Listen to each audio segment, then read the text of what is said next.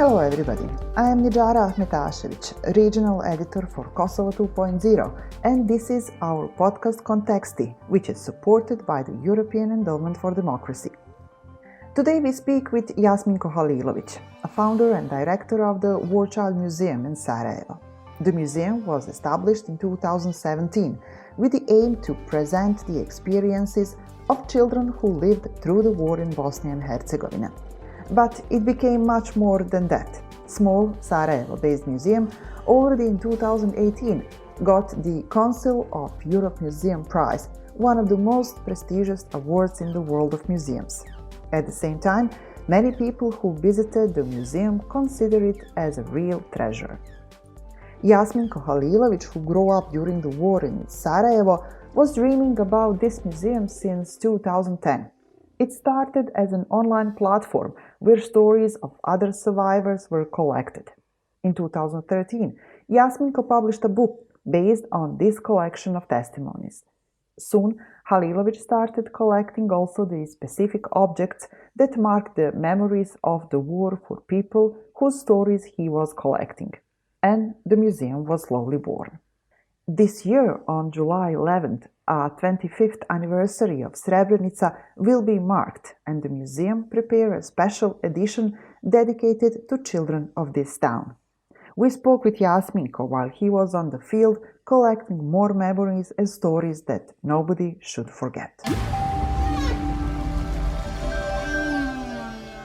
It has been quite a long time for all of us to finally have a chance to listen more about children experiences of Srebrenica. How difficult was it to find people who are ready to talk and to make them talk about the experience, and how different it is from the other stories we could hear about Srebrenica? Yes, thank you for the question. I do agree that it is even difficult to listen to these stories, but also I want to point out that I think the most difficult is to tell the story. So I think it's not, the focus should not be on those who listen, but those who tell. And I'm really grateful, and I'm also inspired personally by strength and courage of these more than 100 people who took part in this project to tell their stories. And as you said, 25 years passed. I think it's time to document these stories. On the other hand, also for some of these people, this is actually not so long period, because you have to keep in mind that many of those people found their loved ones only a couple of years ago, or some of them even did not find their family members even until today. So for them, this is not something what happened 25 years ago, but maybe it's still happening, or it recently just came to an end, at least on an individual personal level. So I'm really grateful to all of these people, and I'm also grateful to people who helped us to find these people. As you said, the part of your question was how did we find them, and this was also challenging, but it was possible because we worked on this project together with the Srebrenica Memorial Center, and obviously Srebrenica Memorial Center as a central institution that documents and presents this experience of Srebrenica genocide was a key partner for us to also work on documentation of children's experience. And I'm really happy that we managed to collaborate with Srebrenica Memorial Center. And I think this collaboration can also be an example for other museums and research institutions in the country, how together we can achieve really important and good results. And this collaboration resulted in more than 70 hours of video testimonies of oral history. And if we look at the global level, from this global perspective, and if we speak about genocide documentation in general, not only about Srebrenica, but also Rwanda, Cambodia, or Holocaust, I think more than 70 hours of oral history only from children's perspective is an important contribution to the documentation of genocide worldwide, not only to the documentation of Srebrenica genocide. And obviously for us, from the War Childhood Museum, it has been an honor to work on this project, and we were so happy that everything we learned before and everything we built in terms of infrastructure and methodology and knowledge, we were able to invest in this project. And as you might imagine, most of our team are still local people, although we do employ a couple of international people as well, but most of us are Bosnians ourselves, and most of us feel that this genocide is also part of our collective experience. So it was emotionally challenging at some times, but we had psychological supervision both for participants and for team members. And as I mentioned, the collaboration with the Memorial Center also was important in this term, because we supported each other throughout the process, and not only worked together, but also discussed together and supported each other. So I think this was really a successful example, and I'm really, really happy and proud on what has been achieved. And now there is much more to come in terms of presentation of these materials and stories we documented. Can you tell us a little bit more about that? And it will be available also online? So the collected materials we can divide into two groups. So the one I mentioned is video testimonies or oral history of those who survived Srebrenica genocide. And besides this, we also collected some of the personal objects, personal belongings, objects or documents. Some of them participants gave us on a permanent basis. Some of them they loaned to us only to scan, take photographs, or document these materials. And now everything was collected is now part of the War Childhood Museum archive and the archive of the Srebrenica Genocide Memorial, and will be used within our exhibitions, but also the War Childhood Museum does not only exhibit within exhibitions, but we also exhibit for social media, through traditional media, through the presentations, through digital channels. So there are many different ways we tell these stories, and one such example is something we are currently working on, and that's why I speak from Tuzla, because we are currently, we have an ongoing fieldwork which is again related to this experience. We are meeting these people again, but this time we brought here one of the leading European storytellers, Debra Baroud, a photographer and storyteller from Netherlands, who is author of an online storytelling platform, Humans of Amsterdam, which is followed by more than 500,000 people on social media. So we are working with her to make portrait series of these participants, and with their objects and personal belongings they preserved from the wartime and from the genocide time, and then we'll present these collected stories and photographs she take through her channels, also through War Childhood Museum channels, and also we'll do a small exhibition in Sarajevo, open air exhibition in July. And this is something we also do in collaboration with Srebrenica Memorial Center, where we were actually yesterday to meet some of the survivors who now live in Srebrenica. Are this project, and for me it sounds very unique. Could you find something internationally that you compared with and learned from when you were doing this? Well, this whole project regarding Srebrenica was only continuation of the work of the War Childhood Museum, which has already been done in Bosnia, and which we continuously do. Obviously, we are not pioneers in this in the world, and there are many institutions. One particular example can be Shoah Foundation, that did so much in terms of creating oral history archives, specifically, particularly about Holocaust experience. But I want to say that even before this project with Srebrenica Genocide Memorial, we as the War Childhood Museum, we already had a couple of people from Srebrenica and Srebrenica region who came to our museum to share their story and donate their personal items. But this was one specific project specifically designed to create an extensive archive about this particular local experience of Srebrenica and surrounding villages and towns. when I said unique, I focus more on the fact that it's about children and their way of talking about these stories, not about oral history, of course. I understand, but also in this regard, I mean, the World Childhood Museum is the world's only museum which is exclusively focused on experience of children in armed conflicts. But this does not mean that we are the only ones who do it. Yeah. It's just that we are the only ones who do only this. And there are many other institutions and museums that present armed conflicts and have parts of their exhibitions or specific exhibitions devoted to experience of children. But we are the only museum that does only this. What is for as me, far as we know. Okay. What is for me also interesting when I follow the work of you and your museum is that you have one activist note side of it. You advocate also now for the rights of refugees, people on the move. And recently you also had a post showing your solidarity with Black Lives Matter movement. How important it is today that museums are connected with something that is happening or with the ongoing movements in the world?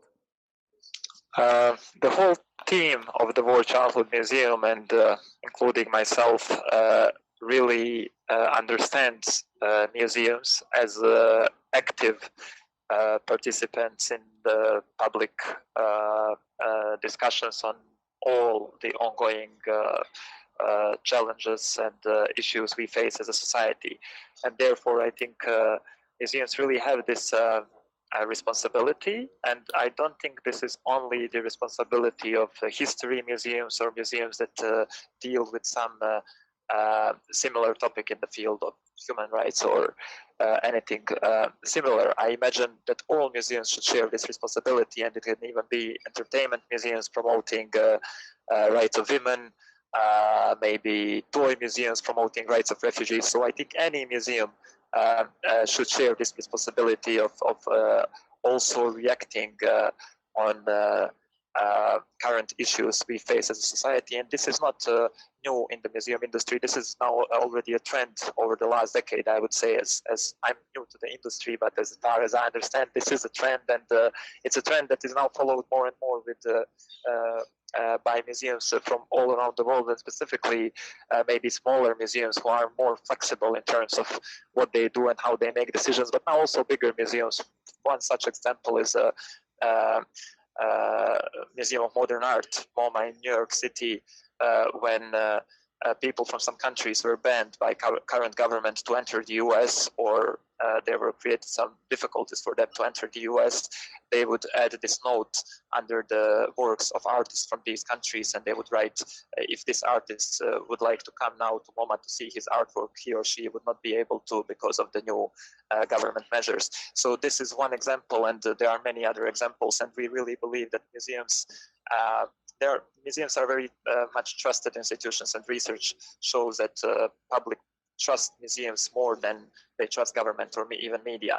And I think museums should use this opportunity, but also have this responsibility to actively participate in all the challenges in the society.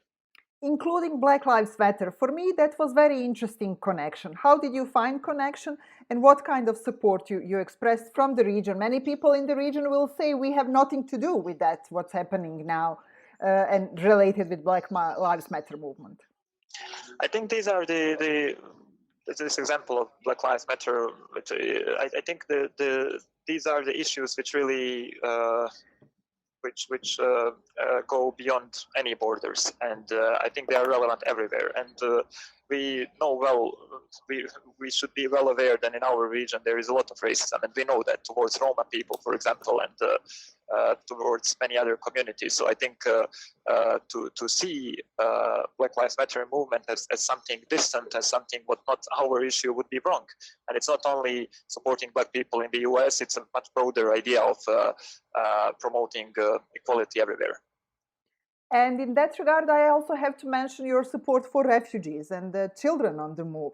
Did you have a chance, or do museum have any kind of program for children of migrants and refugees who are quarantining in Bosnia and Herzegovina? Is it possible at all to work something with them? It is difficult. We experience some difficulties of accessing these camps, but we did develop a project, and it's currently waiting to be implemented. Soon it will be. We will deliver some of our workshops in the camps, and we will work with children to document also their experience, specifically children who come from the conflict or post-conflict countries. And we will even have exhibitions in Sarajevo, Banja Luka, Bihać, and Mostar before the end of this year, presenting their experiences. In this couple of years, it's now fourth year since museum exists, you achieved quite a lot, I have to say. Can you tell us what did you learn in this process, and what was the most difficult part for you? I think one thing which I can share, which I can say we learned for sure, is that there is always more to do. And as museum develops, and now we also opened our first office outside of Bosnia, and we are planning to open more offices around the world. Our activities are growing, but every day we understand that even in our country, there are more things to do, more important stories to tell, and I don't know, like there were many challenges, and some of them we communicated publicly, like challenges to get support to find a building for permanent exhibition in Sarajevo, and these periods when this was really intense. But now the challenges are more. Obviously, we had a big challenge as all museums during the pandemics, and we lost a lot of funding, and all of our activities and operations are endangered. But now most of the challenges are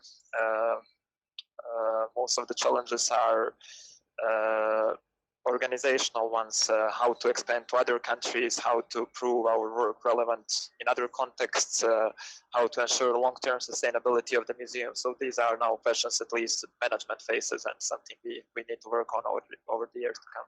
When you said in other countries, I guess also countries in the region. Do you have close cooperation with some of the museums or institutions, or do you plan to do something like that? So the first international office we just opened is in Kiev, Ukraine. We have an ongoing project in Ukraine which aims to document and present experience of children, IDPs, internally displaced children, and also children living in the eastern part of Ukraine where the conflict is still ongoing. So this is our first office, but we do have some small projects in other countries as well. We did work in Serbia a little bit to document experience of some refugee children who are currently in Serbia or has been in Serbia. And we do have plans to bring our exhibition to the region. We have a couple of partners in Serbia, and we are also now talking with partners in Kosovo. We planned to do exhibitions before the end of this year, but now it's unclear if this will be possible due to some delays caused by pandemics in most of our activities. So these exhibitions in Belgrade and possibly Pristina should also have interactive character. So this means that people who live there should be able to comment during the exhibition, before the exhibition, during the campaign. Also share their stories and bring their personal belongings that would become part of our collection, because the collection of the War Childhood Museum is not, it started as a Bosnian project, but now it includes also stories from Syria, Ukraine, Afghanistan, Palestine, from different conflicts, even Second World War. So it's growing every day, and we are looking forward to include stories from the region as well.